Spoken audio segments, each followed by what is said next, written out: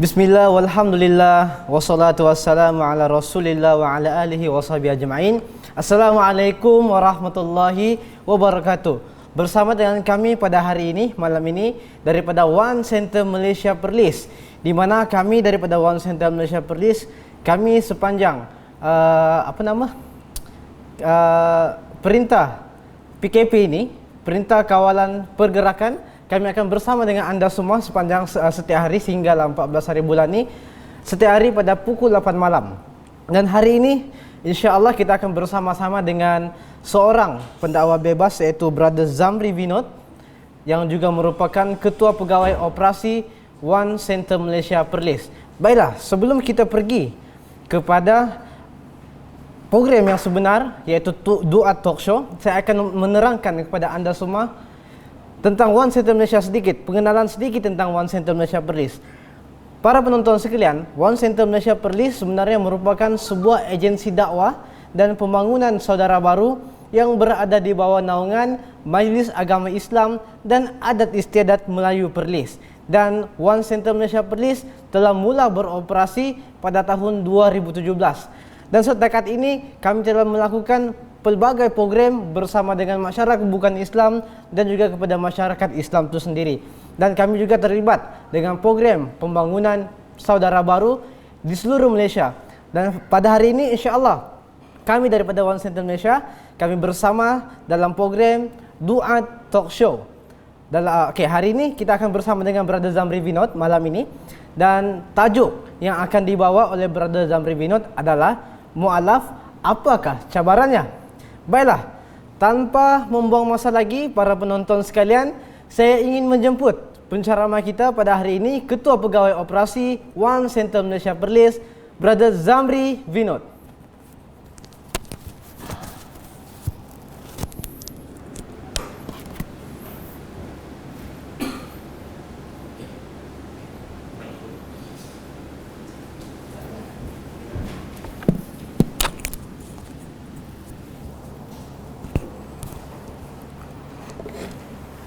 Innal hamdalillah nahmaduhu wa nasta'inuhu wa nastaghfiruh wa na'udzu billahi min syururi anfusina wa min sayyiati a'malina may yahdihillahu fala mudhillalah wa may yudlil fala hadiyalah.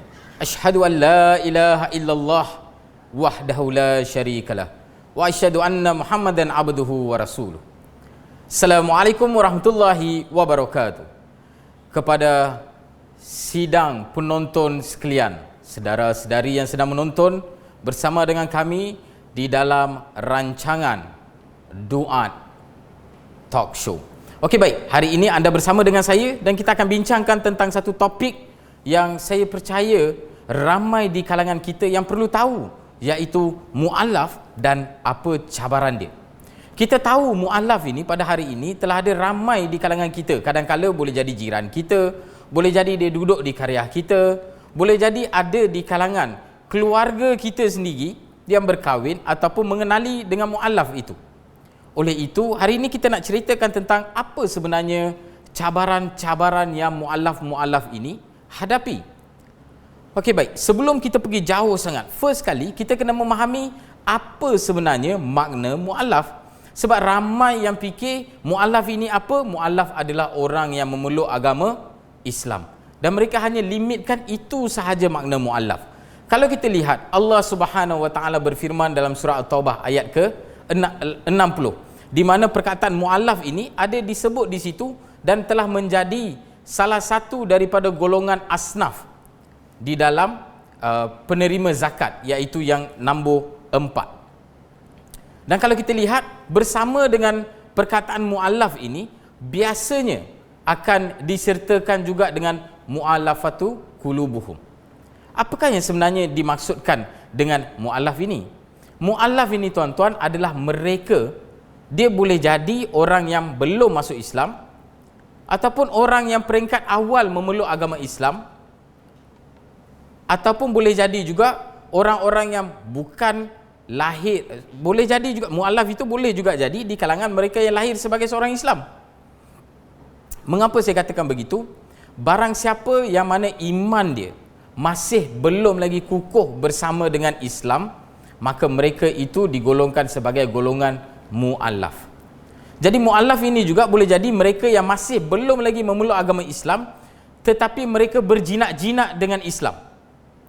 Boleh jadi juga orang yang baru memeluk agama Islam dan imannya masih belum kukuh, fahamannya tentang agama itu masih belum kukuh, dan dia masih lagi belum bersedia untuk mengamalkan panduan-panduan di dalam Islam itu secara menyeluruh. Oleh itu, mu'allaf ini tuan-tuan, mereka diberikan satu asnaf ataupun sebahagian daripada duit zakat itu boleh diberikan kepada mereka. Namun bantuan ini sebenarnya dia bersifat hadiah. Dia bukannya pemberian duit tersebut, dia bersifat hadiah, dia bukannya bersifat bantuan. Sebab apa saya katakan demikian? Bila kita kata ianya bantuan, dia mesti ada syarat untuk mereka nak menerima bantuan tersebut. Boleh jadi dia orang yang miskin, ataupun boleh jadi dia orang yang kurang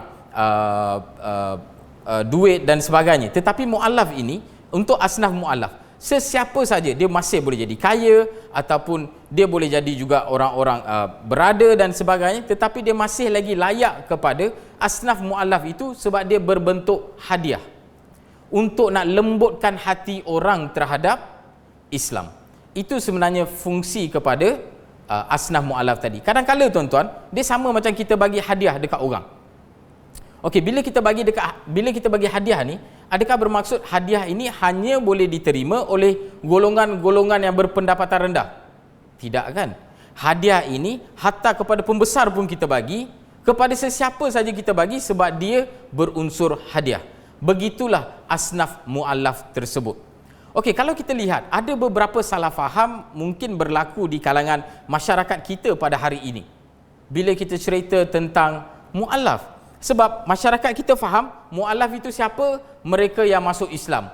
Jadi tuan-tuan, apabila ada orang yang masuk Islam ni, punya lama dia masuk Islam 20 tahun, 30 tahun, masih lagi dipanggil sebagai mu'allaf. Tuan-tuan, mu'allaf ini bukan mereka yang memeluk agama Islam. Pernah tak kita dengar dalam mana-mana kitab yang menyebut Abu Bakar itu mu'allaf, ataupun Umar itu mu'allaf, ataupun para sahabat-sahabat Nabi digelarkan sebagai mu'allaf? Ya, tidak dinafikan walaupun mereka pada asalnya itu merupakan datang dari golongan-golongan mu'allaf, tetapi setelah mereka memahami Islam itu, apabila mereka telah yakin dengan Islam dan mereka mengamalkan Islam, maka mereka bukan lagi tergolong dalam golongan mu'allaf, mereka telah pun menjadi mukallaf. Begitu juga kalau kita lihat dalam kerangka memahami mu'allaf itu, tidaklah bermaksud kalau ada orang masuk Islam itu sampai dia mati dia adalah mu'allaf. Tidak. Dia hanya mu'allaf sampai dia rasa dia dah betul-betul kukuh imannya, dia dah faham agama, dia boleh melaksanakan agama, dia faham fardu ain, dia boleh buat fardu kifayah dan sebagainya, maka dia terkeluar dari kepompong mu'allaf itu sendiri. Itu sebenarnya mu'allaf. Jadi tuan-tuan, sebab itu kalau kita lihat di negeri Perlis ini, Jawatan Kuasa Fatwa telah pun memfatwakan ada tempoh untuk mu'allaf itu, dan mereka telah meletakkan tempoh 5 tahun.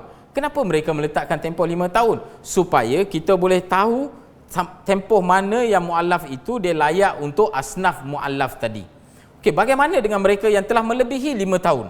Jika mereka telah melebihi 5 tahun tuan-tuan, dan kalau mereka itu masih miskin ataupun fakir dan sebagainya, mereka layak kepada asnaf fakir miskin. Katalah kalau mereka nak pergi sambung belajar, mereka layak kepada asnaf fi sabilillah. Dan ada lagi asnaf-asnaf lain yang mereka layak. Cuma mereka terkeluar daripada mu'allaf itu. Namun, katakanlah di negeri Perlis telah memfatwakan, katakanlah dia dah lebih 5 tahun, masih iman dia tak kukuh lagi, dia masih tak faham dengan fardu ain di dalam agama Islam dan sebagainya, tempoh itu masih boleh dilanjutkan dengan kebenaran jawatan kuasa yang telah ditubuhkan di negeri Perlis ini. Tuan-tuan, itu sedikit sebanyak tentang pengertian mu'allaf. Dan kita dah bincangkan juga sampai bila sebenarnya seseorang itu menjadi mu'allaf. Namun kalau kita lihat, agak sukar untuk kita tentukan berapa tempoh exactly seseorang itu akan menjadi mu'allaf. Sebab ada juga di kalangan mereka, sebelum dia masuk Islam, ataupun sebelum dia masuk Islam, dia telah pun menjadi mukallaf. Sebagai contoh, Sebelum dia masuk Islam, dia telah pun belajar terhadap Islam. Dia belajar tentang Islam, dia faham tentang Islam, dia telah pun yakin tentang Islam dengan sebenar-benar yakin. Dan apabila dia memulai agama Islam, dia dah boleh mengamalkan Islam secara sepenuhnya. Dia dah faham fardu ain. Dia boleh hidup sebagai seorang Muslim. Maka dia bukan lagi mu'allaf. Demi pentadbiran dan sebagainya, disebabkan itu ada beberapa negeri dan sebagainya telah menetapkan tempoh. Namun siapa yang tahu kita masih lagi dalam golongan mu'allaf ataupun tidak? Mu'allaf itu sendiri. Bila mana dia rasa dia telah pun yakin terhadap agama Islam, bila mana dia dah faham tentang fardu ain, dia dah boleh buat fardu kifayah, maka dia terkeluar daripada golongan mu'allaf ini. Kalau kita lihat tuan-tuan, dekat Malaysia, dalam senario dekat Malaysia ini, ada pelbagai faktor yang sebenarnya menyebabkan seseorang itu memeluk agama Islam. Kita lihat satu persatu apakah faktor-faktor tersebut. Dan tidak lain dan bukan, saya tahu apa yang penonton sedang fikirkan sekarang. Ya, tidak dapat dinafikan, memang betul ramai yang masuk Islam disebabkan perkahwinan. Sebab apa tuan-tuan? Ramai orang masuk Islam disebabkan perkahwinan. Sebab kalau kita lihat, rata-rata orang Melayu, bukan rata-rata, boleh dikatakan hampir 100% orang Melayu dekat Malaysia ini, mereka adalah orang beragama Islam. Dan siapa bilang gadis Melayu tidak menawan, tuan-tuan? Gadis Melayu sangat menawan. Dan kita tahu, pernah dengar tak pantun tentang cinta? Ni saya nak cerita sikit tentang pantun cinta. Kalau cinta sudah melekat, tai kucing pun rasa coklat. Sebab itulah orang apabila dia bercinta, dia boleh memeluk agama Islam. Dan kalau kita lihat di dalam statistik dekat Malaysia ini, yang paling tinggi sekali yang memeluk agama Islam adalah disebabkan perkahwinan. Okey, yang kedua, disebabkan pergaulan. Mungkin boleh jadi daripada kecil, di sekolah dan sebagainya, atau dia duduk di perkampungan orang-orang Islam, bergaul dengan orang Islam, dia mula mengenali dengan orang Islam, dan akhirnya dia rasa Islam ini bagus dan dia nak memeluk agama Islam. Ada juga yang masuk Islam disebabkan kebajikan. Tidak dapat dinafikan, tuan-tuan. Ada pelbagai. Tengok, ada orang dia masuk Islam, contoh, dia tengok orang Islam ni dia sangat bantu-membantu. Dalam Islam dia ada sistem zakat, dan dia mungkin dalam keadaan yang susah. Mungkin dia fikir, kalau dia masuk Islam, dia akan rasa diri dia dan life dia lebih secure. Dan boleh jadi juga disebabkan dia tengok orang Islam ini selalu membantu dan sebagainya. Tak kala seseorang itu di dalam kesusahan, dia nampak orang yang bantu dia itu adalah orang Islam, dan boleh jadi menyebabkan dia pun memeluk agama Islam. Okey. Seterusnya, ada orang juga masuk Islam disebabkan kajian. Dia buat kajian. Saya pun pada masa boleh dijadikan, saya pun merupakan antara orang yang mana saya berfikir daripada awal, tuan-tuan. Dan saya tahu ada ramai dekat luar sana yang saya pernah jumpa, mereka pun berfikir daripada kecil. Mereka rasa benda ni, kenapa ada banyak sangat agama? Macam mana satu agama yang betul? Dan bermain di fikiran mereka, dan akhirnya mereka end up dengan membuat kajian. Mereka nak tahu apa agama ini, apa agama ini. Mereka baca setiap kitab-kitab ini dan sebagainya, end up mereka memeluk agama Islam. Seterusnya, ada juga yang memeluk agama Islam disebabkan silibus di sekolah. Kalau kita lihat pada zaman awal-awal dahulu, selepas merdeka dan sebagainya, sehingga ke hari ini, kelas agama Islam sebenarnya terbuka kepada semua orang. Kalau ada pelajar bukan Islam, dia nak ambil kelas agama Islam pun boleh. Dan ada juga yang apabila mereka belajar Form 6, dan Form 6 bila masuk ke sejarah dunia, mereka akan belajar juga tentang sejarah tamadun Islam. Dan apabila mereka belajar tentang Islam, itu menyebabkan mereka rasa suka dengan Islam dan mereka memeluk agama Islam. Ada juga yang masuk Islam disebabkan dakwah. Rakan-rakan yang beragama Islam ini buat dakwah kepada mereka, pergi dan menceritakan tentang Islam. Akhirnya dia rasa Islam itu agama yang logik dan sebagainya, telah menyebabkan dia menjadi seorang Muslim. Dan ada juga kes yang kita pernah dengar, orang selalu dengar azan, dia tengok orang solat dan dia masuk Islam. Dia agak tertarik dengan azan itu dan sebagainya. Kalau kita lihat di zaman peringkat awal dahulu, ada juga kes di mana orang memulak agama Islam untuk mendapatkan status bumi putera. Kadang-kadang diorang fikir kalau masuk Islam ni boleh jadi bumi putra. Tuan-tuan kalau masuk Islam tak boleh jadi bumi putra tuan-tuan. Tuan-tuan akan tetap kekal sebagai bangsa tuan-tuan. Tapi peringkat awal dahulu dekat Malaysia ada pemahaman begitu. Dan memang ada juga di kalangan-kalangan masyarakat kita, especially daripada kalangan bangsa yang berkulit putih. Sebab bila mereka dah masuk Islam dan sebagainya, orang tak tahu, orang tengok dia macam Melayu juga dan sebagainya. Sebab masa tu kan belum ada lagi sistem dan sebagainya. Dan mereka mereka masuk Islam untuk mendapatkan status bumi putra itu sendiri.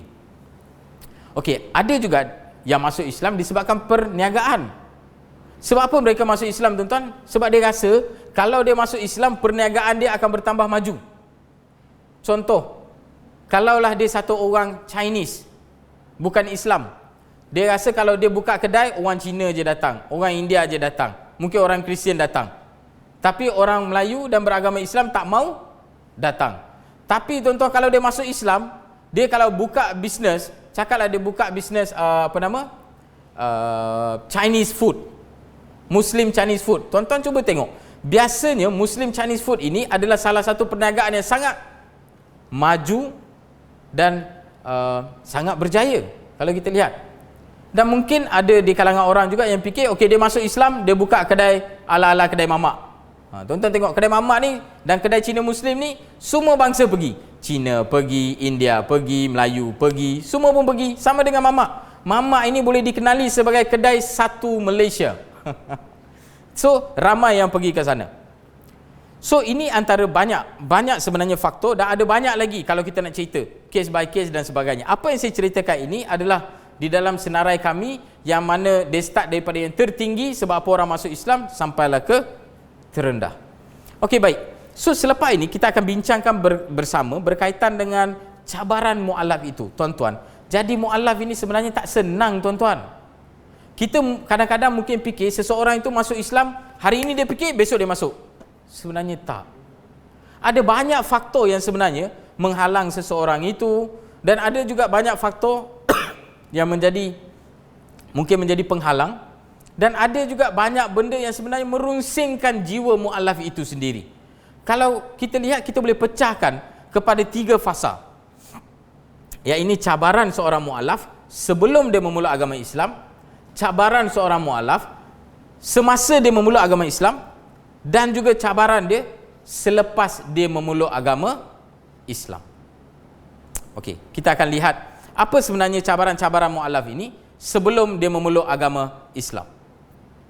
Tuan-tuan cuba tengok, bila kita nak bincang tentang mu'alaf ini tuan-tuan, kita kena faham satu perkara. Mu'alaf ini adalah golongan yang pada asalnya adalah orang-orang yang bukan Islam. So sebagai seorang bukan Islam, pemikiran dia pada ketika itu masih lagi pemikiran bukan Islam. So katalah kalau dia kenal dengan satu orang, dia bercinta dengan seorang gadis Melayu, dan sekarang dia rasa, dia sudah pasti dia akan rasa, kenapa bila aku cinta dengan orang Islam ni, aku je kena masuk Islam?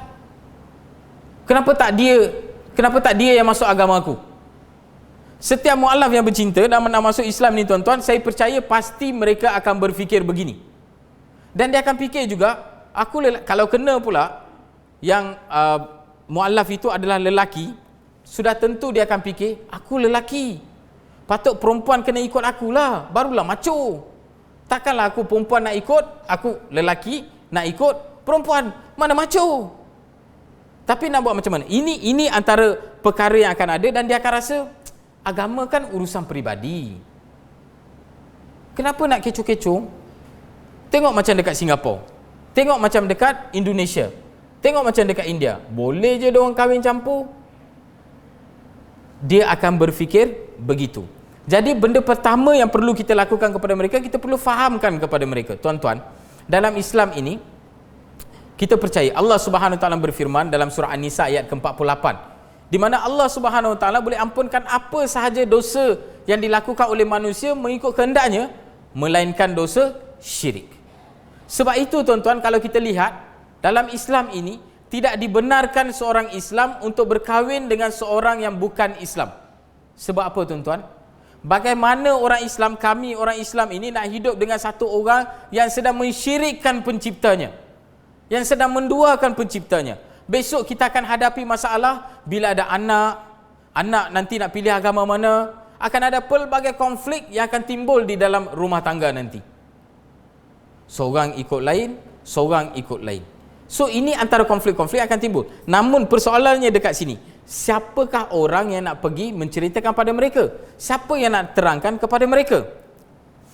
Dan pada sebelum masuk Islam ni tuan-tuan, kebiasaannya apa yang dia akan fikir? Dia akan fikir semua agama sama apa? Mana ada agama ajar tak betul?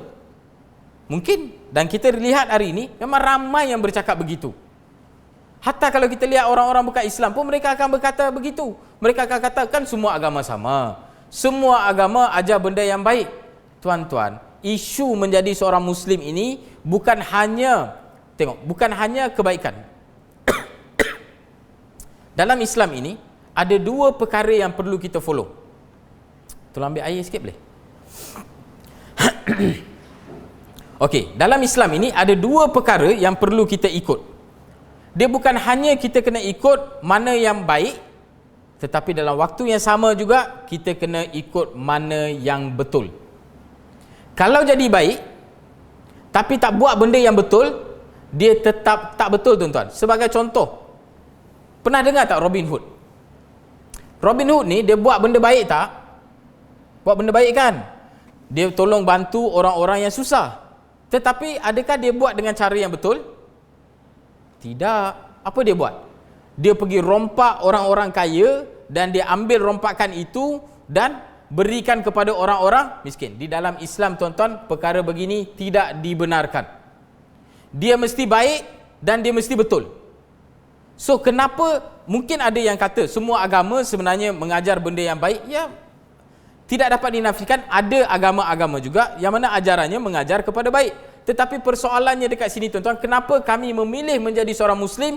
Sebab kita merasakan Islam hanyalah satu-satunya agama yang betul dan benar di sisi Allah Subhanahu Wa Taala. Allah Subhanahu Wa Taala berfirman, Inna dina indallahil Islam.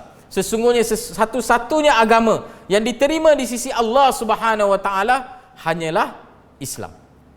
Jadi ini perkara-perkara yang perlu kita terangkan pada peringkat awal seseorang itu ingin menjadi mu'allaf. Yang ketiga, unsur paksaan. Tuan-tuan, tidak seharusnya kepada mana-mana mu'allaf, dan kadang-kadang ada mu'allaf itu sendiri pun dia akan rasa macam orang memaksa dia. Sebagai contoh, katalah dia nak kahwin, dia kenal dengan orang, dia nak masuk Islam dan sebagainya. Kita berehat sebentar bersama air suam.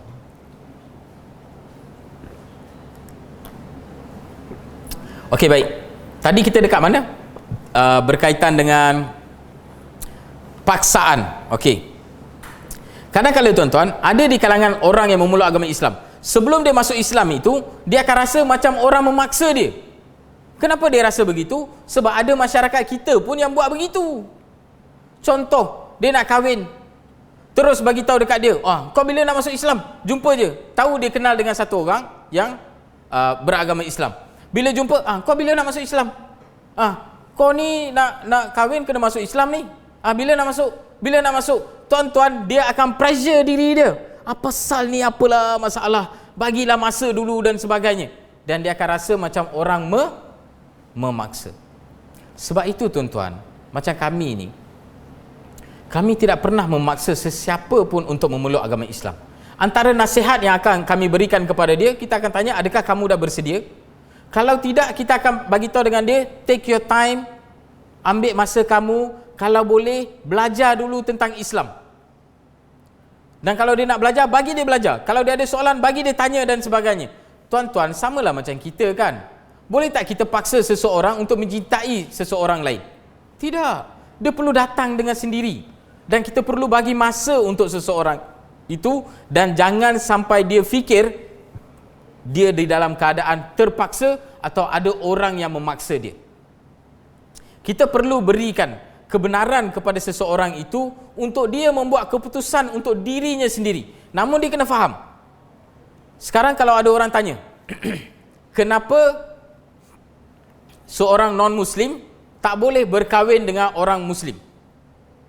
Kalau orang tanya dengan saya akan bagi tahu, sebenarnya bukan non-Muslim tak boleh kahwin dengan orang Muslim. Orang Muslim tu yang tak boleh kahwin dengan non-Muslim. So, pilihan yang orang Islam ada ini satu sahaja.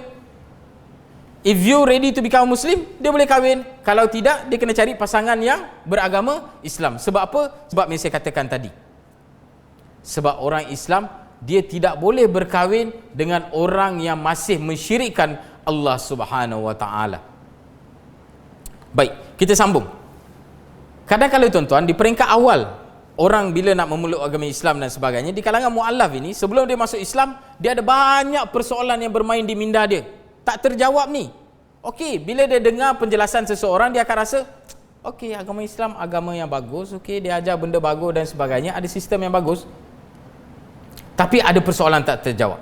Sebagai contoh, so dia rasa, okey, Islam kata tak boleh sembah berhala, tapi orang Islam sembah berhala. Berhala apa tuan-tuan?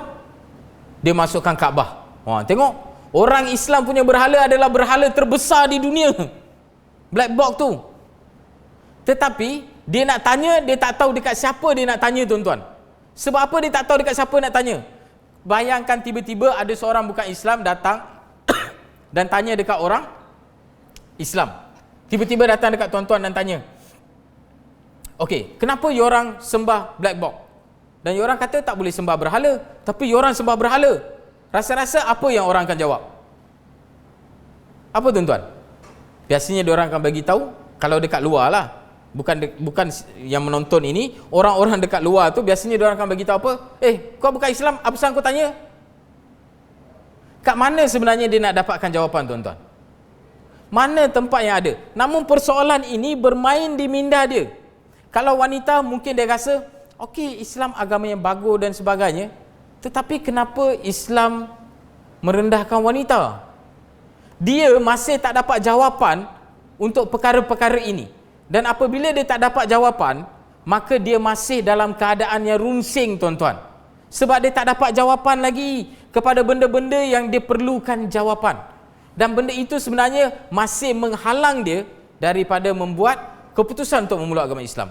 Sebagai contoh, saya bagi tahu dekat tuan-tuan. Tengok, persoalan-persoalan ini tuan-tuan, apabila bermain di pemikiran seseorang, selagi dia tidak mendapat jawapan yang convincing untuk diri dia, selagi itu dia masih akan bermain di fikiran dia. Dia sama macam satu gelas air bila kita nak minum. Jika gelas itu dia ada air kopi, gelas tu ada air kopi, dan kita nak masukkan air yang bersih, apa yang perlu kita buat dulu tuan-tuan? Kita perlu bersihkan dulu gelas tersebut.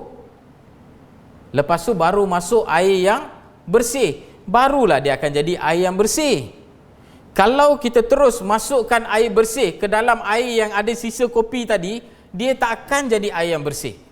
So benda pertama sekali yang kita kena buat dengan mereka, tanya dengan mereka dahulu, ada tak apa-apa persoalan tentang Islam yang perlu dapatkan jawapan dan sebagainya. Katalah kalau kita tak tahu jawapan tuan-tuan, tiba-tiba dia tanya soalan, alamak susahlah pula soalan ni, kita pun tak tahu jawapan. Kita buat apa?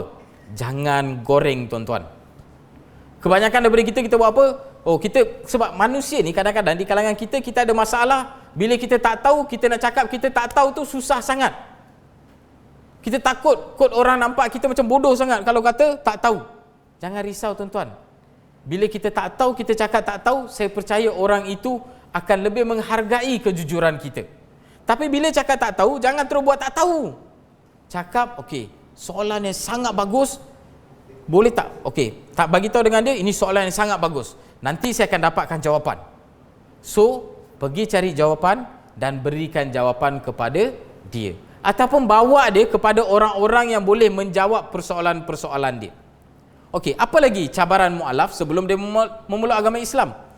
Dia merasakan, ada mu'alaf yang dia rasa Islam sebelum masuk Islam, dia rasa Islam ni sangat terkongkong lah, susah lah jadi Islam ni. Sebab apa susah tuan-tuan? Sebab masyarakat kita pun itulah cerita diorang. Bila jumpa dengan orang ni, belum lagi masuk Islam ni, jumpa dengan orang Islam pula tanya, "Ui, kau nak masuk Islam ke?"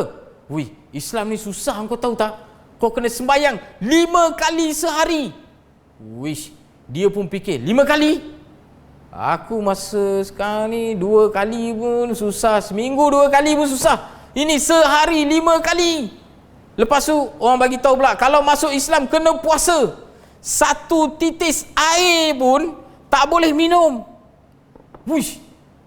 Air liur pun tak boleh telan. So mamak tu pun jadi takut. Wush, biar betul ni. Lepas tu bagi tahu masuk Islam kena bayar zakat. Dia pun fikir, bayar zakat? Habislah poket aku kosong. Masuk Islam kena pergi haji. Haji Thailand pun aku tak nak pergi. Lagi nak pergi haji. So menyebabkan cara kadang-kadang kita sampaikan itu menyebabkan orang rasa Islam itu susah. Sebenarnya Islam itu susah tak tuan-tuan? Tak susah langsung. Tengok tuan-tuan. Islam ini adalah satu produk yang sangat bagus untuk manusia. Dah ada satu sistem yang sangat bagus untuk manusia. Satu modul kehidupan lengkap kepada manusia. Namun, apa masalah kita? Masalah kita, orang yang menyampaikan Islam itu kadang-kala tidak begitu bagus in marketing. Bagaimana nak sampaikan Islam kepada orang. Satu perkara yang batil, jika disusun rapi dan dipresent dengan cara yang elok, akan nampak lebih betul daripada benda yang benar dan betul tetapi tidak dipresent dengan cara yang betul. Inilah yang kadang-kadang berlaku kepada agama Islam. Apa lagi tuan-tuan? Kadang-kadang orang sebelum dia masuk Islam, dia akan fikir, aku nak masuk Islam ke ni? Sebab orang pun akan bagi tahu dengan dia, kau nak masuk Islam ke? Kau tengoklah orang Islam sendiri, banyak sangat masalah sosial. Kau tengok orang Islam, minah rempit, mak rempit, itu, ini, macam-macam. Lepas tu kau nak masuk Islam ke? Sekarang ni dia pun jadi confused. Alamak, apalah aku nak buat ni? Dan sebagainya. Tuan-tuan, kalau kita lihat realiti dia, Islam itu adalah satu ajaran yang sangat bagus. Saya tidak nafikan, sebenarnya di dalam setiap komuniti, bukan hanya Islam, apa sahaja komuniti yang ada di dalam dunia ini, pasti ada culprit, pasti ada kambing hitam yang akan membuat kerosakan di dalam itu. Namun persoalan dia, saya bagi contoh. Katalah kalau kita ada satu kereta Mercedes-Benz yang sangat bagus, brand new dan sebagainya. Kereta yang bagus ni, sensor kiri kanan semua ada. Lepas tu kita bagi dekat satu pemandu yang tak ada lesen, yang tak erti nak memandu. Dan apabila dia memandu kereta tersebut, jatuh aksiden, kereta aksiden. Adakah kita akan salahkan kereta ataupun kita akan salahkan pemandunya? Sudah tentu kita akan salahkan pemandunya kan? Adakah itu salah kereta? Tak, kereta itu kereta yang bagus. Pemandunya tak tahu memandu kereta itu dengan bagus. Begitulah tuan-tuan, bila ada masalah, sebenarnya masalah itu bukannya masalah dengan Islam. Islam dah ada very good teaching. Masalah dengan siapa? Masalah dengan penganut yang kadang-kadang tidak beramal dengan agama itu. Jadi kita tak boleh salahkan agama, kita kena salahkan penganutnya. Okey, baik. So apabila berada dalam semua benda ni tuan-tuan, dia pun fikir, sekarang ni dia keliru. Sebelum masuk Islam dia keliru. Betul ke apa yang aku buat ni ya? Aku nak masuk Islam ke tak nak? Tuan-tuan, nak fikir benda tu sebenarnya bukan senang tau. Nak tukar agama ni tuan-tuan, dia bukan macam kita nak tukar baju. Tak suka warna hijau, kita boleh tukar warna merah. Tak suka warna merah, kita boleh tukar warna kuning. Dia bukan begitu.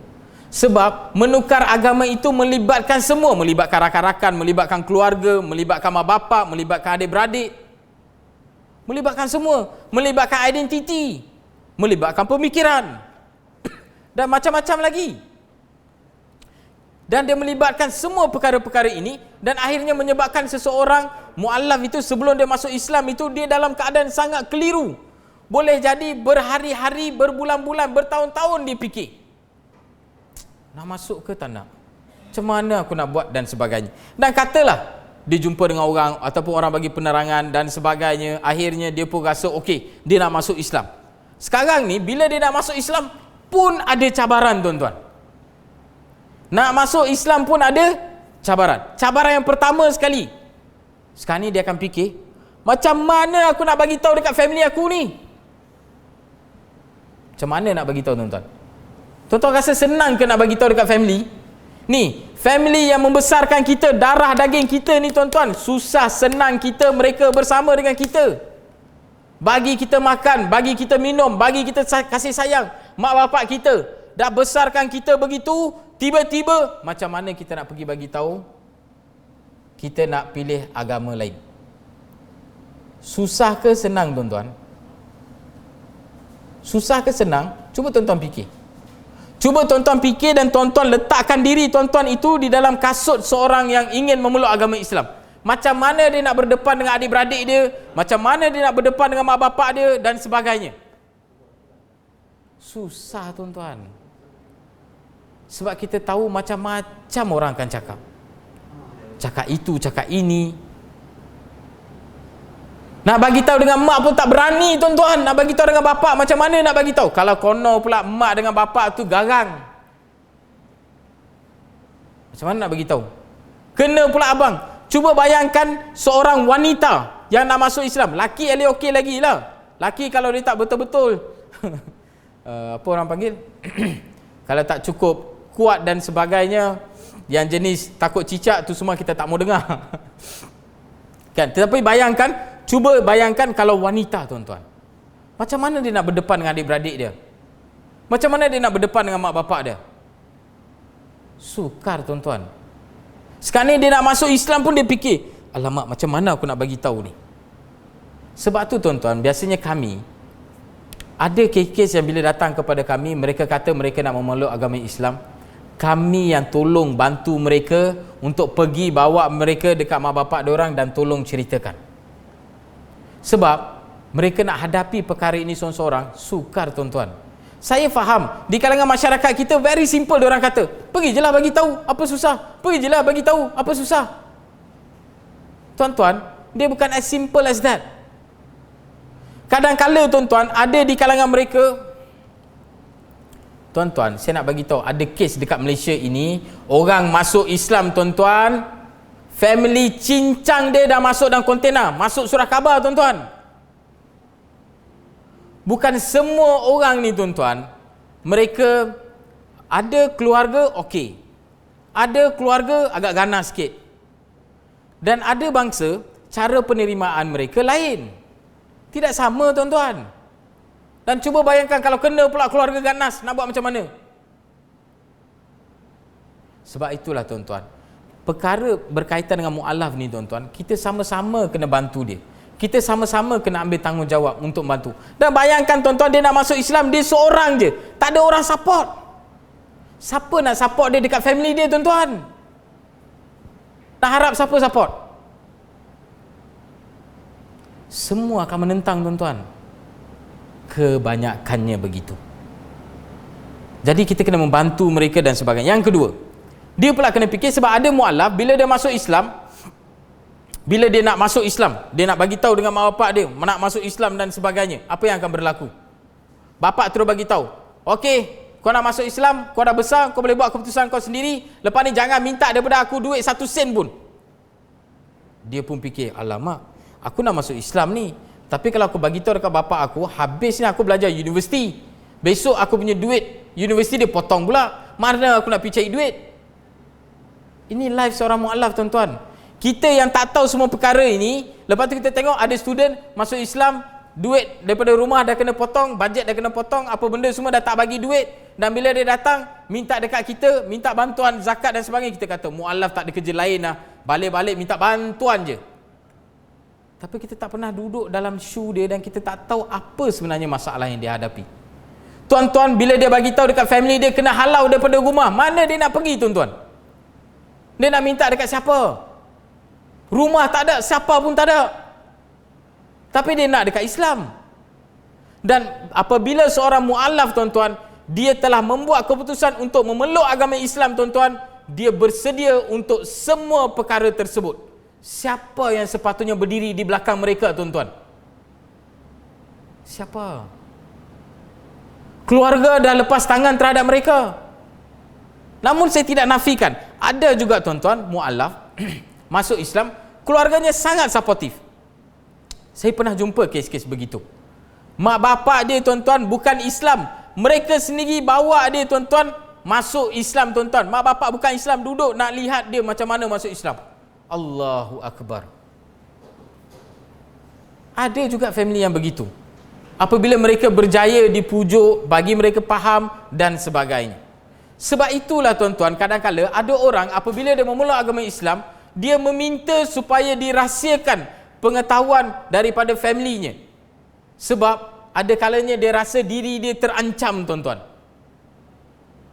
Dia takut ada family akan apa-apakan dia, akan pukul dia. Tuan-tuan, mak saya apabila dah besar, tuan-tuan, mak saya dah besar begitu, dah ada anak, tuan-tuan. Mak saya masuk Islam pun kena pukul, tuan-tuan.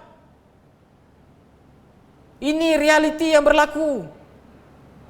Siapa yang nak mempertahankan mereka, tuan-tuan? Mereka keseorangan. Tidak ada orang bersama dengan mereka, tuan-tuan. Tapi hari ini apabila kita tengok mualaf, dengan sangat mudah, tuan-tuan, kita bagi tahu mualaf ni semua masalah lah, itulah, inilah, bantuanlah, apalah itu. Saya tidak nafikan, memang ada yang begitu, tuan-tuan. Saya tidak nafikan, tetapi bukan semua, tuan-tuan. Majoritinya adalah di kalangan yang bagus-bagus. Kalau kita lihat mualaf-mualaf pada hari ini, tuan-tuan, telah ramai mualaf yang apabila dalam perniagaan telah jadi bagus dan sebagainya, hari ini mereka telah mula mengeluarkan zakat apabila mereka telah menjadi mukallaf. Ini yang kita lihat. Mereka memerlukan sokongan, tuan-tuan. Sebab apa mereka memerlukan sokongan, tuan-tuan? Mereka dibuang keluarga, tuan-tuan. Mereka dibuang adik-beradik. Dan kita adalah saudara baru kepada mereka, tuan-tuan. Kita telah mulakan satu persaudaraan dengan mereka. Tapi apakah benar kita hidup begitu, tuan-tuan? Kadang-kadang jiran kita ada mualaf merempat sekalipun kita buat tak tahu, tuan-tuan. Jiran di karya kita ada berapa banyak mualaf pun kita tak tahu. Bagaimana kita nak santuni mereka? Cuba bayangkan, tuan-tuan, satu orang yang memeluk agama Islam, dia tak kenal pun orang dekat masjid. Siapa yang nak introduce dia, tuan-tuan, dekat masjid? Dia tak pernah pergi masjid ni, tuan-tuan. Kalau pergi masjid pun akan ada problem, tuan-tuan. Ini pengalaman saya sendiri. First, bila saya pergi ke masjid, saya pergi ke surau. Sampai dekat surau tu, tuan-tuan, ada seorang pakcik ni datang dan dia tanya dengan saya. Saya ni jarang pakai kopiah, tuan-tuan. Sangat jarang. Saya biasa free hair. Dan bila sampai dekat surau tu, saya nak pergi semayang. Pakcik tu datang, dia tanya, kau buat apa kat sini? Saya kata, saya nak semayang lah. Lepas tu dia kata, you bukan India ke? Saya kata, saya India lah, tapi saya Islam. Dia pun jam. Ini yang berlaku. Dan bayangkan juga mualaf itu yang kalau masuk Islam tangannya penuh tatu pula. Lagi susah, tuan-tuan. Perlu ada orang yang bawa mualaf-mualaf ini ke masjid, karya mereka dan sebagainya, introduce, perkenalkan dengan AJK karya. Mereka perlu disantuni, bawa mereka. Namun siapa yang nak ambil kerja-kerja ini? Banyak sebenarnya kerja yang perlu kita lakukan untuk memartabatkan mualaf ini, tuan-tuan. Apa lagi cabaran-cabaran ketika memeluk agama Islam, tuan-tuan? Sekarang ni dia fikir satu, sara diri. Macam mana nak bagi tahu dekat family. Lepas tu dia fikir pula dekat mana nak masuk Islam. Tuan-tuan tahu tak, mualaf ni kadang-kadang bila nak masuk Islam, ramai tak tahu pun kat mana nak masuk Islam. Sebab kita tak pernah pun lihat ada signboard, siapa nak masuk Islam sila datang ke sini. Tersilap tempat pun ramai, tuan-tuan. Tiba-tiba pergi Jabatan Mufti. Jabatan Mufti pula bagi tahu, oh ini tempat nak dapatkan fatwa. Lepas tu pergi ke Jabatan Agama. Bahagian pula silap. Pergi bahagian perkahwinan. Dia kata sini mau kahwin, cerai, rujuk boleh datang sini. Pergi mahkamah. Oh silap tempat. Dia nak cari tempat pun kadang-kadang sukar. Sebab apa, tuan-tuan? Sebab dia baru nak masuk Islam, tuan-tuan. Siapa yang nak bagi tunjuk ajar dekat dia? Ada satu kisah, tuan-tuan, bukan di negeri ini. Negeri mana tak payah kita nak bincangkan. Tapi pernah seorang mualaf, tuan-tuan. Cuba bayangkan, nak masuk Islam pun masalah, tuan-tuan. Dia sampai dekat pejabat, nak masuk Islam pukul 4:30. Dan staf dekat situ suruh balik, tuan-tuan. Sebab apa suruh balik? Dia kata pukul 5 dia habis kerja. Orang datang nak masuk Islam. Bayangkan tuan-tuan, orang yang kerja nak masuk Islam malam, kat mana dia nak masuk? Orang yang nak masuk Islam Sabtu Ahad. Seolah-olah tuan-tuan, kita Sabtu Ahad ni tak boleh orang masuk Islam. Lepas pukul 5 masuk Islam tu tertutup. Bagi orang yang tak faham. Tetapi bagi mereka yang faham, mereka akan buat apa? Mereka akan bawa dekat masjid, surau dan sebagainya, mereka akan syahadahkan, dan kemudian proses pendaftaran itu boleh dibuat kemudian. Sebab itu tuan-tuan, dekat negeri Perlis ini, kita sediakan One Center Malaysia Perlis. Dekat sini tuan-tuan, anytime, tak kira apa saja masa, 24/7. Kalau ada orang nak masuk Islam, boleh call kami, insya-Allah kami boleh uruskan tuan-tuan. Tak kira malam ke, pagi ke, siang ke, tapi dengan syarat orang tu sendiri nak masuk Islam tuan-tuan. Dan tak ada sesiapa yang memaksa dia. Okey. Apa lagi cabaran bila dia nak masuk Islam? Sekarang ni tuan-tuan, ada orang yang dah berkahwin. Dia dah tahu tentang Islam, dia dah tahu kebenaran Islam, dia rasa Islam agama yang bagus dan sebagainya, end up sekarang dia dapat problem. Apa dia? Dia nak masuk Islam, pasangan dia tak nak masuk. Macam mana nak buat tuan-tuan? Kadang-kadang orang akan bagi tahu, very simple je dia akan bagi tahu. Alah, tak apalah, kau tinggalkan dia lah, kau je lah masuk Islam. Ingat senang ke tuan-tuan? Hidup 20 tahun, 15 tahun nak tinggalkan isteri. Bagaimana dengan anak-anak? Dan kalau kita lihat realiti dekat Malaysia pula tuan-tuan, kalau pasangan dia masuk Islam, sekarang ni lagi susah tuan-tuan. Bila pasangan masuk Islam, kita tahu ada perundangan dan sebagainya. Ada yang mengatakan lepas 3 bulan automatik cerai. Di zaman Rasulullah SAW tuan-tuan, ada sahabat yang hidup dengan isteri dia tak memeluk agama Islam, isteri dia tak masuk Islam, tapi mereka hidup selama 2 tahun, kemudian baru isteri dia masuk Islam tuan-tuan. Tuan-tuan, ingat kita nak pergi cerita Islam dekat satu orang tu mudah ke tuan-tuan? Dia bukan semudah itu. Dia bukan semudah kita makan Panadol tuan-tuan, hilang sakit kepala. Nak convince orang masuk Islam is not that easy. Dengan masa yang diberikan hanya 3 bulan. Cuba bayangkan, stres tahu tuan-tuan, stres. Masa dia akan fikir 3 bulan je aku ada, macam mana aku nak cerita dengan pasangan aku ni. Itu kalau laki. Bayangkan kalau perempuan, dia nak masuk Islam sekarang, dia nak masuk Islam, pasangan tak nak masuk. Apa choice dia ada? Tapi dia sayang suami dia, dia sayang anak-anak dia. Stres tuan-tuan, kehidupan yang sangat stres. Ada juga mualaf, dia nak masuk Islam, tapi dia rasa, saya pernah jumpa dengan orang begini. Dia nak masuk Islam, dia kata Islam tu bagus, dia pun terfikir nak masuk Islam. Lepas tu saya tanya dengan dia, dan kenapa tak masuk lagi? Dia kata, saya risaulah saya tak boleh jadi Muslim yang sejati. Dia takut kalau dia jadi Muslim, dia tak boleh nak cope menjadi seorang Muslim yang betul. Solat 5 waktu, puasa, zakat dan sebagainya. Itu pun akan bermain di fikiran dia. Ini di antara cabaran-cabaran yang mereka hadapi tuan-tuan ketika mereka nak masuk Islam. Bila dah masuk Islam tuan-tuan, lagi banyak problem tuan-tuan. Apa problem dia? Balik rumah, dah masuk Islam, family dapat tahu. Sebab apa family dapat tahu tuan-tuan? Kadang-kadang bila dah masuk Islam, orang kan minta alamat, dia pun bagi alamat. Dia pula rahsiakan dekat family, dan dia tak bagi tahu pula dekat pejabat. Dan orang pejabat pula buat apa? Panggil kursus. Bila panggil kursus, hantar pula surat dekat rumah. Dah habis kantoi. Sampai dekat rumah kantoi, macam mana nak buat tuan-tuan? Balik je rumah, bapak dah siap dah. Habis jahanam. Kecoh tuan-tuan. Mak dengan bapak cakap apa? Kau tak keluar daripada Islam sekarang, aku bunuh diri. Tuan-tuan cuba tanya, kalau kenal dengan mualaf, cuba tanya dengan mereka, berapa banyak mak bapak dia orang yang pernah guna dialog ini? Dan apa kita nak bagi tahu dengan mereka tuan-tuan? Cuba bayangkan keadaan dia orang. Macam mana dia nak bagi tahu? It's not that easy tuan-tuan. Takkan nak bagi tahu dengan dia orang, tak apalah nak bunuh diri, bunuhlah, ada aku kisah. Macam mana nak buat? Nak convince dia orang tuan-tuan. Dan kadang-kadang tuan-tuan, time nak convince inilah bila kita ajak orang-orang bersama dengan kita, semua lari. Tak ada orang yang nak ikut bersama. Family dapat tahu, kecoh, bagi tahu sana, bagi tahu sini. Tuan-tuan, saya nak bagi tahu sedikit. Saya tak nak sebutlah NGO-NGO mana. Kadang-kadang ada juga NGO-NGO bukan Islam ni tuan-tuan. Ini kerja dia orang. Bila ada orang masuk Islam, dia dah dapat tahu dan sebagainya, pergi bagi api dekat family. Kadang-kadang saudara mara pun bagi api. Dia akan cakap apa? Kalaulah anak aku ni, saudara akan bagi tahu ni dekat mak bapak kita. Kadang-kadang mak bapak kita ni pun kita senang nak convince. Tapi yang jadi susah ni sebab ada tukang batu api ni tuan-tuan. Batu api akan siap bagi tahu. Kalau anak aku ni, aku dah bunuh dia punya. Tapi kalau anak dia pun tak bunuh punya tuan-tuan. Wayang je lebih.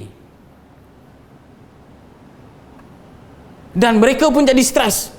Balik rumah, dia siap. Lepas tu bagi tahu, oh kau mesti kena keluar daripada Islam dan sebagainya, itu ini pressure. Oh kau keluar daripada rumah. Jangan duduk dengan kita orang. Dia sayang family dia tuan-tuan. Tuan-tuan, saya percaya setiap mu'alaf yang memula agama Islam, mereka bukannya ingin membuang keluarga mereka. Tetapi kadang-kadang mereka pun tidak ada pilihan. Nanti kita akan bincangkan kenapa orang marah. Okey, sebelum tu kita pergi second. Lepas masuk Islam pula, dekat tempat kerja ada masalah. Tuan-tuan tahu tak berapa banyak mu'alaf selepas dia masuk Islam, bila majikan dia, kalau majikan dia especially kalau bukan Islam. Namun bukan semua. Ramai yang bagus, tapi ada segelintir majikan yang bukan Islam tuan-tuan, bila dia tahu je anak buah dia ataupun pekerja dia masuk Islam, bagi pressure. Berhentikan kerja. Ataupun boleh jadi juga orang ni tuan-tuan, sebelum dia masuk Islam, dia kerja dekat pub. Sekarang masuk Islam, takkan nak teruskan kerja dekat pub. Sebelum masuk Islam, jadi modeling. Sekarang dah masuk Islam, nak buat macam mana tuan-tuan? Orang pula pressure, kau berhentilah kerja. Dah masuk Islam, berhenti kerja. Dia pula jadi pening. Kalau berhenti kerja, mana dah dapat suruh. Lepas tu, kalau dia berhenti kerja tuan-tuan, pergi dekat zakat, minta dekat orang dan sebagainya, itu pun kena kecam. Mu'alaf ni tak ada kerja lain lah. Balik-balik datang minta duit je. Dan dia pun stres tuan-tuan. Kadang-kadang ada majikan buang. Ada kalanya bila dah masuk Islam, kerja itu tak sesuai dengan dia. Katalah kalau dia kerja dekat kedai makan orang Cina. Orang akan bagi tahu tuan-tuan, mudah je orang akan bagi tahu, berhentilah kerja. Tuan-tuan, daripada kita suruh dia berhenti kerja, kita carikan dia kerja itu jauh lebih bagus. Ataupun kita offer dia kerja. Ini masalah-masalah yang mungkin ada yang timbul di kalangan mu'alaf selepas dia bermula agama Islam. Sekarang ni tuan-tuan, cuba bayangkan selepas dia masuk Islam tuan-tuan, perubahan hidup dia 360 darjah, kehidupan dia berubah. Macam mana dia nak hadapi perubahan itu? Saya masih ingat lagi tuan-tuan, masa saya mula-mula masuk Islam tuan-tuan, biasalah orang akan bagi kita sarung dan sebagainya. Bila solat kena pakai sarung. Sarung pun saya tak tahu ikat tuan-tuan. Tuan-tuan tahu tak berapa banyak kes mu'alaf lepas masuk Islam ikat sarung, time semayang sarung dia terlondeh. Tak tahu nak ikat. Lepas masuk Islam, hidup dia berubah tuan-tuan. Sekarang kena sunat. Bila nak sunat, lagi satu masalah, orang bagi tahu, alah sunat tak ada apa, macam kena gigit semut je. Betul ke macam kena gigit semut tuan-tuan? Lepas tu lagi stres. Lepas masuk Islam, jumpa je orang, kau bila sunat? Kau bila sunat? Jumpa, bila nak sunat? Bila nak sunat? Tunjuk pun salah tuan-tuan. Kalau tunjuk depan tak apa, tunjuk macam ni lah. Mamat tu lagi takut. Ini antara perkara-perkara stressful life yang mu'alaf akan lalui secara berfasa tuan-tuan. Sekarang ni ada next pula. Bila mu'alaf kadang-kadang tidak diterima oleh orang Islam. Biasanya bukan orang Islam awam tuan-tuan. Ini bagi kes-kes mereka yang nak berkahwin. Dia dengan pasangan nak berkahwin, dia masuk Islam dan sebagainya. Sekarang bila pergi duduk, family pula tak terima. Sebab apa tak terima? Menantu hitam. Nak menantu yang putih. Disisihkan. Ada kes-kes begini yang berlaku tuan-tuan. Bukan itu saja, ini ada orang bukan Islam pula tak terima. Dan ada orang Islam pula rasa sangsi dengan dia. Ni betul ke dia masuk Islam? Sebab apa dia masuk Islam? Yang tu kita akan bincangkan kemudian. Sekarang ni lagi satu yang bangsa dia pula tak terima dia juga. Sebab apa? Sebab dia dah masuk Islam. Kawan-kawan dia semua tolak dia, ejek dia. Tuan-tuan, orang yang masuk Islam ni kalau saya tak tahu Cina macam mana, I don't know about Chinese. Tetapi kalau India ni tuan-tuan, kalau masuk Islam kena ejek itu perkara biasa lah tuan-tuan. Macam-macam gelaran dia akan panggil kita. Dan ada di kalangan gelaran-gelaran itu adalah gelaran-gelaran lucah yang mereka gunakan terhadap orang yang memeluk agama Islam. Stres tuan-tuan. Sampai dekat rumah, bila dekat luar jumpa kawan, kena macam tu. Balik rumah pula kena macam ni. Macam mana nak buat? Sekarang ni ada lagi. Lepas masuk Islam pula tuan-tuan, dia sekarang baru nak start belajar. Bila baru nak start belajar tuan-tuan, ada dua perkara yang sekarang dia kena bezakan. Apa dia tuan-tuan? Satu, amal. Sama ada dia nak amal dengan ilmu ataupun amal dengan keturunan. Kalau kita lihat tuan-tuan, rata-rata masyarakat Melayu kita ni tuan-tuan, mereka ada amalan-amalan mereka sendiri. Sekarang ni mualaf dia masuk Islam. Bila mualaf masuk Islam tuan-tuan, dia tidak ada something yang dia letak dekat belakang minda dia, Islam macam ni dan sebagainya, tak ada. Dia fresh. Bila dia fresh, dia baru nak belajar. Dan kemudian dia pergi kursus dan dia belajar benda-benda dan sebagainya. Bila balik rumah, tak sama pula. Dekat rumah, pengamalan lain. Yang dia belajar, lain. Macam mana nak buat tuan-tuan? Sampai dekat kampung, lain. Bila belajar, Islam bagi tahu tak boleh syirik. Bila ada masalah, minta dengan siapa tuan-tuan? Minta dengan Allah Subhanahu Wa Taala. Setiap hari kita baca di dalam surah Fatihah. Hanya pada engkau aku sembah dan hanya pada engkau aku mohon pertolongan. Iyyaka na'budu wa iyyaka nasta'in. Tapi sampai dekat rumah tuan-tuan, ada pula saudara mara yang berbangsa Melayu dan sebagainya, tiba-tiba ajak pergi minta tolong dekat kubur. Dia pun confused. Kata tak boleh syirik. Sampai dekat kubur, suruh pula sujud. Ini antara cabaran-cabaran yang mualaf akan hadapi. Bukan sekadar itu saja tuan-tuan. Fahaman tentang mazhab pula, alamak lagi pening. Ini apa yang saya hadapi tuan-tuan. Saya ni masuk Islam tuan-tuan. Masa saya masuk Islam, saya ada satu masjid yang saya selalu akan pergi, Masjid Rahang.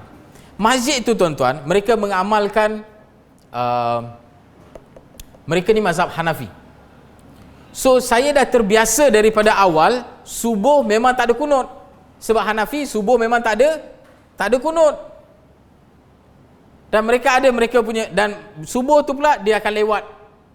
Dekat-dekat nak dan nak nampak cahaya tu sikit, baru diorang akan mula solat. Biasanya waktu kita habis solat tu dah terang dah pun. So bila dah terbiasa dengan begitu, kita tak adalah kunut dan sebagainya. Ini satu contoh yang saya bagi. Lepas tu bila kita pergi belajar, diorang kata kalau tak kunut tak sah. Kita pula pening. So orang-orang sembahyang kat masjid tu semua tak sah ke? Nak faham benda ni tuan-tuan, dah ambil masa. Mualaf ni lagilah dia pening. Sebab tu tuan-tuan, kita sebagai orang Islam, kita kena tahu bagaimana nak sampaikan dekat mualaf ini. Sampaikan dekat dia dengan cara yang sangat mudah. Kita jangan meletakkan pahaman kita ataupun pahaman orang masyarakat kita ataupun fahaman keturunan itu kepada seseorang mualaf. Sebab dia akan lebih pening tuan-tuan. Ada lagi macam-macam cabaran-cabaran yang apabila mualaf dia dah masuk Islam, dia akan hadapi. Antaranya tuan-tuan, orang Islam pula ada yang dia akan fikir bila dia masuk je Islam, dia mesti kena jadi seorang Muslim yang sejati. Tuan-tuan tahu tak, saya pernah dapat kes yang mana mualaf datang dan mengadu dan dia kata ada orang dekat kampung dia bagi tahu, kau ni baru masuk Islam, jadi kau mesti kena jaga semayang kau kena semayang dan sebagainya. Lepas tu dia kata, aku tak apa sebab aku lahir Islam, kalau aku tak semayang pun tak apa, aku masuk syurga juga. Amboi. Mualaf ni datang komplain, dia kata tuan-tuan, betul ke macam tu? Seolah-olah diskriminasi. Tapi bila kita jumpa dengan mualaf tuan-tuan, kita akan bagi tahu, kau masuk Islam ini, kau mesti kena jaga itu, kau mesti kena jaga ini, sembahyang 5 waktu mesti jaga, itu kena jaga. Tuan-tuan, bagilah masa. Pertama sekali yang perlu kita tekankan kepada mu'allaf bila dia mendekati Islam tuan-tuan adalah iman dan akidah. Kalau kita lihat ayat Quran yang turun sepanjang 13 tahun yang pertama tuan-tuan, kebanyakannya, majoritinya berkisar tentang iman, akidah, iman, akidah, iman, akidah. Mengkukuhkan iman dan akidah itu tuan-tuan. Selepas itu baru turunnya ayat-ayat hukum. Tetapi kita apabila berjumpa dengan mu'allaf tuan-tuan, kita sangka hari ini dia mengucapkan syahadah, besok dia terus jadi alim ulama. Mana boleh? Dan dia memerlukan masa. Bayangkan tuan-tuan, ada di kalangan mu'allaf, dia nak masuk Islam. Dia memang nak masuk Islam. Dan ada di kalangan mereka yang masih lagi mabuk dan mereka masih lagi minum. Dia nak berhenti tuan-tuan, bukan semudah yang kita sangkakan. Dan kita senang je bagi tahu dengan dia, kau masuk Islam hari ni, besok terus berhenti. Tengok tiba-tiba bagi dia berhenti, dia pun azam. Saya pernah jumpa kes macam ni tuan-tuan. Orang masuk, lepas tu dia tiba-tiba terus berhenti. Tuan-tuan tahu tak, kalau orang yang banyak sangat minum, kalau dia berhenti on the spot, dia boleh kena, apa nama dia panggil? Gila babi? Apa? Sawan. Dia boleh kena sawan tuan-tuan. Tiba-tiba kalau dia kena sawan, kalau dia mati macam mana? So we have to be practical di dalam kita sampaikan agama. Ada juga masalah bila ada golongan mu'allaf masuk Islam ni tuan-tuan. Kadang-kadang dia dianggap sebagai mu'allaf kelas rendah, tak ada standard. Kadang-kadang dia dah 30 tahun masuk Islam. Sebagai contoh, Ustaz Farid Rawi, Syekh Hussein Yi, ni semua tokoh-tokoh yang asalnya merupakan mu'allaf tuan-tuan. Hari ini mereka tokoh di dalam Islam. Tapi ada juga orang, oh Farid Ravi, oh mu'allaf tu ke? Syekh Hussein Yi, oh mu'allaf. Oh. Kadang-kadang tuan-tuan, itu tokoh-tokoh terkenal. Bagaimana dengan orang yang tak terkenal dan sebagainya tuan-tuan. Kadang-kadang bila mereka memberikan satu hujah dan sebagainya, hujah itu hanya akan dipatahkan dengan mudah aja. Kau tu mu'allaf, apa kau tahu? Baru masuk Islam, nak cerita banyak. Tuan-tuan, percayalah, dalam pengalaman saya ni tuan-tuan, saya tidak nafikan ada mu'allaf yang tidak begitu fokus untuk belajar tentang Islam dan sebagainya. Namun saya kenal ramai mu'allaf yang bila mereka memulai agama Islam tuan-tuan, mereka bersungguh-sungguh dan mereka belajar tentang Islam. Dan akhirnya tuan-tuan, kadang-kadang mereka lebih tahu banyak benda daripada orang awam yang lain Islam. Isu dia, bila mereka nak berhujah tuan-tuan, akan ada problem. Problem dia apa? Kau mu'allaf, kau ingat kau nak ajar kami ke? Kita ni 8 keturunan Islam tahu. Ini antara masalah-masalah yang mu'allaf hadapi. Kalau kita lihat, saya ada beberapa lagi perkara yang saya nak bincangkan sebelum kita tamatkan live kita pada hari ini tuan-tuan. Yang pertama sekali, kadang-kadang bila kita jumpa dengan orang masuk Islam ni tuan-tuan, kita akan pertikaikan niat dia. Kau masuk Islam sebab apa? Masuk Islam ini dia mesti kena betul-betul kerana keyakinan terhadap Allah Subhanahu Wa Taala. Masuk Islam sebab perkahwinan, ini tak apa orang panggil? Tak ikhlas ni. Masuk Islam sebab-sebab lain, sebab itu sebab ini, semua tak ikhlas. Ramai yang akan cerita begitu tuan-tuan. Tapi lupakah kita tuan-tuan, Rasulullah SAW sendiri menggunakan perkahwinan itu sebagai asbab untuk menyebarkan agama. Rasulullah kahwin dengan wanita dari certain kabilah, menyebabkan the whole kabilah become a Muslim. Tuan-tuan, poin dia dekat sini, kita tahu ada di kalangan sahabat yang telah memeluk agama Islam di atas pelbagai faktor. Sahabat ni tuan-tuan, belakang mereka ada radhiyallahu anhu. Mereka masuk Islam disebabkan pelbagai faktor. Ada yang masuk Islam disebabkan perkahwinan, ada yang masuk Islam disebabkan bantuan sebab mereka rasa Islam ketika itu kuat. Mereka ada yang di kalangan mereka masuk Islam disebabkan mahukan perlindungan. Apabila Islam telah menjadi kuat dan sebagainya, mereka masuk. Dan poin dia dekat sini tuan-tuan, apabila mereka masuk Islam, bagaimana para sahabat lain dan Rasulullah SAW yang ada pada ketika itu telah membentuk diri mereka, memahamkan mereka Islam sehingga mereka mendapat juga title radhiyallahu anhu. Itu peranan masyarakat di dalam membentuk mu'alaf ketika itu, tuan-tuan. Hari ini, apakah peranan yang sebenarnya kita nak mainkan di dalam kita nak membentuk mu'alaf itu, tuan-tuan? Jika ada mu'alaf yang kita nampak macam kurang, majoriti tak bagus dan sebagainya, kalau ada orang kata itu, ini dan sebagainya, bukan mereka sahaja yang perlu kita persalahkan, tuan-tuan. Kita perlu persalahkan juga diri kita, kerana ia adalah kegagalan kita untuk membentuk, tuan-tuan, saudara yang baru kepada kita. Islam ini, tuan-tuan, dia telah mengajar apabila seseorang itu memeluk agama Islam, dia adalah bersaudara. Islam dengan Islam itu adalah bersaudara. Saudara yang lebih tinggi daripada persaudaraan daging, tuan-tuan, darah daging. Ini yang Islam ajar. Namun hari ini, tuan-tuan, apakah kita benar-benar memainkan peranan kita di dalam bentuk saudara-saudara baru ini? Di antara perkara lain yang ingin saya bincangkan dekat sini, tuan-tuan, sebelum saya nak akhir, kadang-kadang, tuan-tuan, bila mu'alaf masuk Islam ni, tuan-tuan, saya nak bagi tahu, janganlah kita memelayukan dia. Bila mu'alaf masuk Islam, tuan-tuan, boleh tak dia amalkan budaya dia? Boleh. Kadang-kadang, tuan-tuan, bila ada mu'alaf akan datang komplain, yang dah kahwin dan sebagainya, dah kahwin dengan pasangan Islam, bapa mertua, mak mertua, saudara mara mereka dan sebagainya akan bagi tahu, oh, bila kau dah masuk Islam ini, kau dah tak boleh makan makanan India, kau dah tak boleh makan makanan Cina, tak boleh pakai chopstick. Chopstick pun tak boleh pakai. Apa pasal? Sebab dia adalah budaya Cina, ini adalah budaya India. Tuan-tuan tahu tak, jumlah orang Islam di negara Cina itu lebih banyak daripada keseluruhan jumlah penduduk di Malaysia. Jumlah orang Islam dekat negara India itu lebih banyak daripada jumlah penduduk Malaysia. Agama itu tak ada kena-mengena dengan bangsa, tuan-tuan. So apabila ada orang masuk Islam, boleh tak dikekalkan identiti bangsa dia? Boleh, selagi mana dia tidak melanggar syariat agama itu, dia masih boleh. Dia nak pakai pakaian tradisional India, boleh ke tak? Boleh, dengan syarat tutup aurat. Dia nak makan makanan India, boleh ke tak? Boleh, dengan syarat halal. Dia nak makan makanan Cina, boleh ke tak? Boleh, dengan syarat halal. Dia nak pakai pakaian Cina, boleh ke tak? Boleh, dengan syarat halal.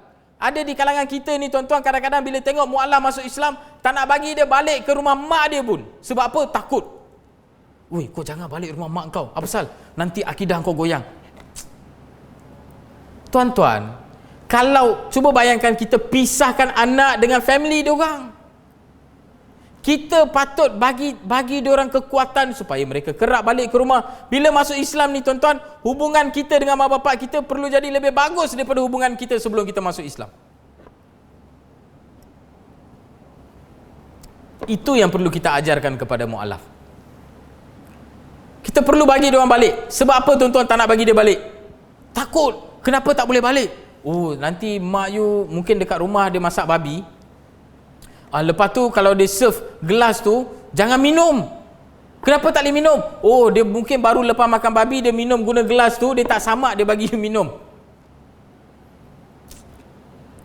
Rosak, tuan-tuan. Sebab itu, tuan-tuan, untuk mu'alaf ini, kita ada fiqh mu'alaf, fiqh taisir. Yang ini memudahkan, tuan-tuan, untuk mu'alaf menjalani kehidupan mereka, tuan-tuan.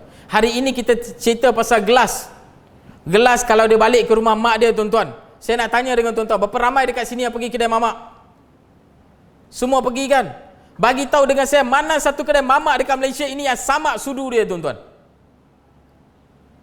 Mungkin ada orang-orang baru lepas makan babi, tuan-tuan, dia pergi kedai mamak dengan sudu yang sama tu, dia makan babi, dia siap jilat lagi, tuan-tuan. Sudu yang sama juga tanpa disamak, tuan-tuan makan.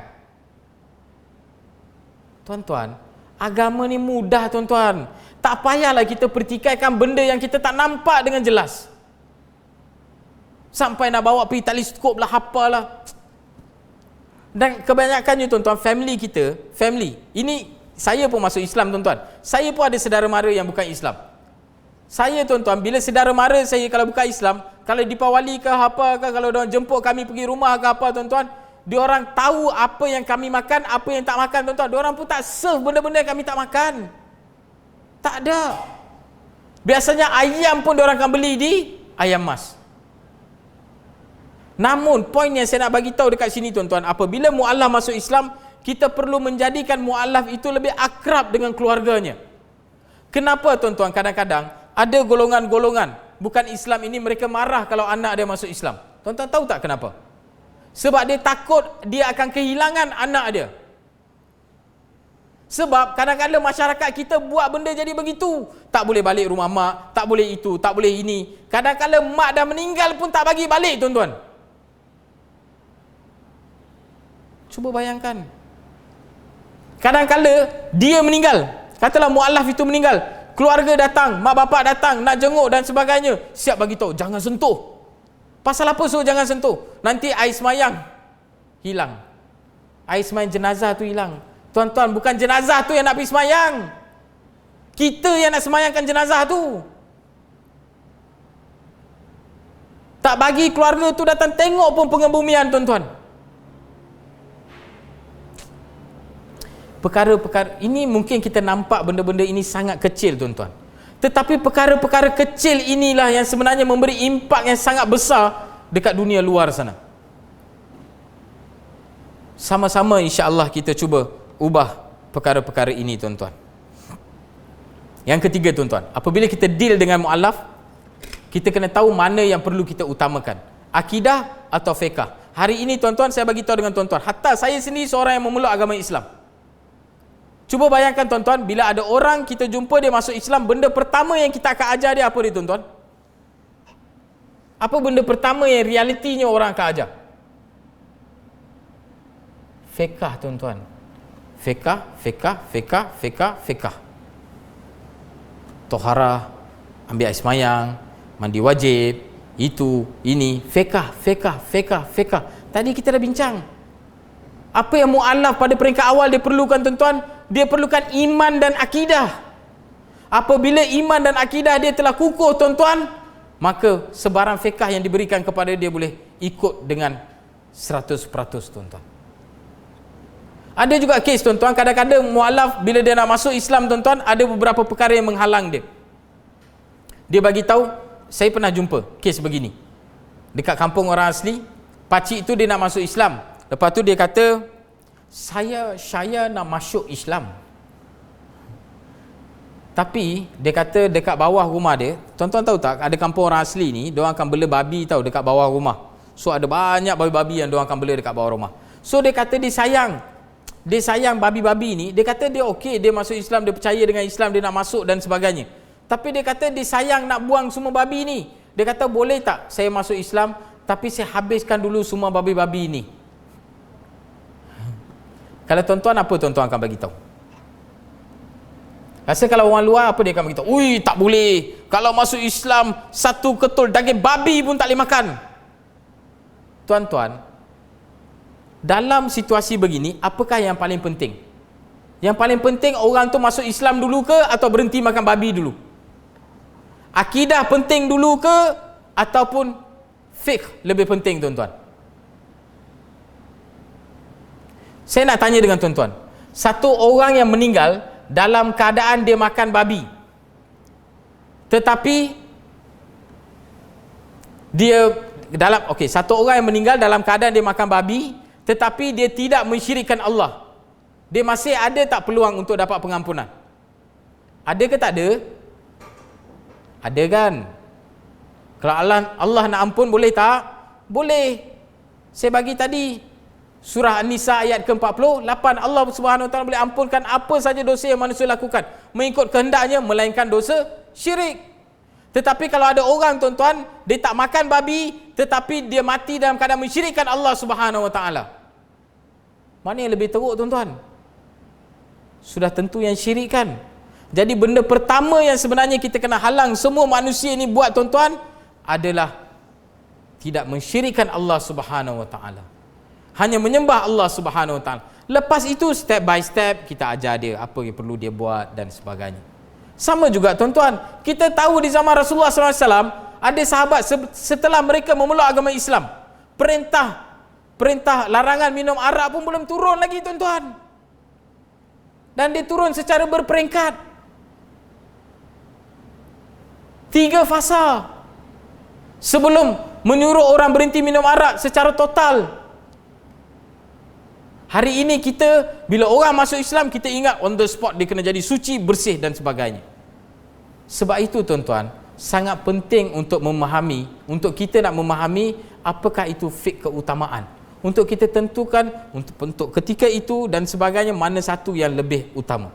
Jika kita tak tahu, insya-Allah kita boleh tanya dekat orang-orang yang lebih tahu. Insya-Allah tuan-tuan, dekat sini ada soalan daripada FB sebelum saya akhiri.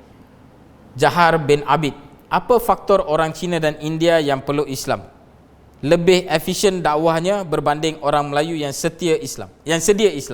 Soalan yang cukup baik tuan-tuan. Dia tanya, bila ada orang Cina, India masuk Islam, dia buat dakwah sebenarnya lebih efisien daripada orang Islam yang memang sedia Islam, orang yang lain Islam. Tuan-tuan, sudah tentulah orang yang masuk Islam itu dakwahnya lebih berkesan. Tuan-tuan tahu sebab apa? Sebab kami ada satu benda yang tuan-tuan takkan ada sampai bila-bila, dan tak boleh ada pun. Tak mungkin saya boleh suruh tuan-tuan tolong pergi ada. Tuan-tuan tahu tak apa dia? Pengalaman menjadi seorang bukan Islam. Pengalaman orang-orang yang masuk Islam ni tuan-tuan, kami ada pengalaman sebagai seorang bukan Islam. Kami tahu bagaimana cara orang bukan Islam ini berfikir. Kami tahu bagaimana cara bangsa kami berfikir. Kalau Cina, dia tahu macam mana orang Cina berfikir. Kalau India, kami tahu macam mana orang India berfikir dan sebagainya. Pengalaman ini tuan-tuan, orang Melayu tak boleh nak cari. Takkan saya nak suruh orang try tengok, try pergi jadi apa, Hindu sikit hari. Tak boleh. Namun poin dia dekat sini tuan-tuan, bukan itu poin dia. Poin dia bagaimana kita nak memupuk dan mendidik mualaf itu sehingga dia boleh menjadi seorang pendakwah. Itu yang penting. Sebab pendakwah mualaf ini tuan-tuan adalah aset kepada agama Islam. Jika kita dapat membentuk mereka tuan-tuan, dan jika mereka menjadi apabila kita dapat membentuk mereka, mereka boleh menjadi ejen dakwah yang terbaik buat agama ini tuan-tuan.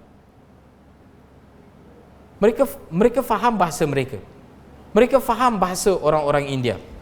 Ada yang boleh bercakap bahasa Mandarin dan sebagainya. Mereka memahami budaya mereka. Mereka memahami cara pemikiran mereka, yang mana kadang-kadang sukar. Namun tuan-tuan, kita tak boleh nak cakap, of course saya rasa mungkin ada di kalangan mu'alaf yang mana dakwahnya lebih bagus sebab mereka lebih faham dan sebagainya. Namun tidak boleh dinafikan juga tuan-tuan, ada juga di kalangan orang-orang yang lain Islam itu, dakwah mereka juga berjaya. Kalau kita lihat realiti dekat Malaysia ni tuan-tuan, kebanyakan orang masuk Islam ini tuan-tuan adalah disebabkan orang Melayu itu sendiri. Saya masuk Islam tuan-tuan, saya masuk Islam, yang dakwah saya tuan-tuan bukannya orang India Muslim ataupun Cina Muslim. Orang yang dakwah saya untuk masuk Islam adalah seorang Melayu dan Islam tuan-tuan. In the end tuan-tuan, saya percaya disebabkan soalan ini saya nak sentuh sedikit. In the end tuan-tuan, saya percaya setiap daripada kita perlu memainkan peranan kita di dalam dakwah, di dalam membantu mu'alaf itu, di dalam membantu saudara baru dan sebagainya.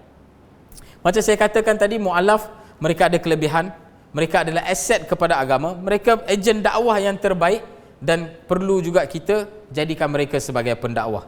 Tuan-tuan, mu'alaf ni tuan-tuan, dia macam bayi yang baru lahir. Apabila seseorang itu memeluk agama Islam, maka semua dosa-dosa dia telah dihapuskan. Apabila mereka seperti bayi yang baru lahir, kita masyarakat Islam, kitalah yang kena jaga bayi-bayi tersebut tuan-tuan. Tuan-tuan tahu kan, bayi ni dia sangat mudah untuk kena penyakit, dia sangat mudah terdedah kepada pelbagai situasi dan sebagainya. Maka kitalah yang sama-sama kena menjaga mereka. Semoga Allah Subhanahu Wa Taala mempermudahkan segala urusan, dan semoga Allah Subhanahu Wa Taala memberikan kita orang-orang mukallaf ini yang lahir sebagai Islam, mereka menjadi orang-orang seperti Ansar, dan juga orang-orang yang memeluk agama Islam ini dia sebagai muhajirin, orang yang telah berhijrah. Dan kalau kita tahu tuan-tuan peristiwa bagaimana berlakunya hijrah itu, bagaimana orang-orang Ansar itu telah bertolak ansur dengan orang-orang muhajirin tuan-tuan, sehingga mereka merasakan they are a one family. Begitulah tuan-tuan yang perlu kita bantu kepada mu'alaf ini. Semoga perkongsian ini memberi manfaat kepada kita, dan saya nak minta juga kepada semua AJK Masjid, ahli karya masjid, imam dan sebagainya, orang-orang Islam yang ada di masjid dan sebagainya, tuan-tuan tolong kenal pasti berapa banyak mu'alaf yang tinggal di karya tuan-tuan. Kalau ada JKGK, tolong kenal pasti berapa ramai. Tolong pergi jumpa dengan diorang, follow up dengan diorang. Kadang-kadang tuan-tuan banyak mu'alaf masuk Islam disebabkan tidak ada follow up. Kita pun tak tahu apa yang jadi dengan mereka. Sama-samalah kita mengambil tanggungjawab untuk kita bantu mu'alaf. Wa akhiru da'wana assalamualaikum warahmatullahi wabarakatuh.